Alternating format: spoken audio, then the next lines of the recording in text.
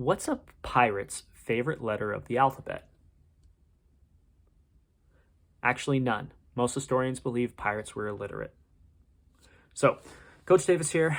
I want to talk to you about a mindset shift that I've had over the last couple months that's made a huge difference for me. I would always describe myself as hypercritical. And what that meant is that I always had a critic in my head telling me about the things and the choices that I've made and the way that they were wrong. And it would chain me to all these past choices, all these things that I've done wrong, and I would be critical, and it would just put another link in this chain of criticism that I can't become something because of what I've done, what I was in my past. And so I went to a retreat and I decided I want to change my self-talk. And the idea came to me to go from being hypercritical to hyper-reflective. See, I can't control my choices that I've already made. So instead of being critical about those and saying, I made that choice and I'll always be making a choice and putting another link in the chain, I'm reflective of things I've thought, things I've done, and I'm looking at what are the lessons I've learned?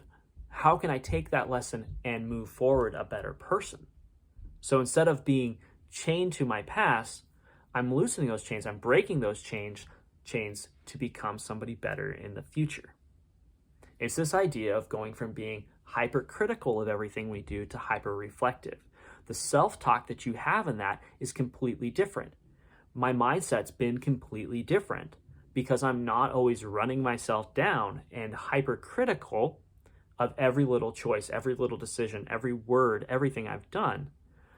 I can be hyper-reflective and say, what's my lesson? What's a better lesson? What's a deeper lesson? How can I take this lesson and move forward? So this is something that's worked for me.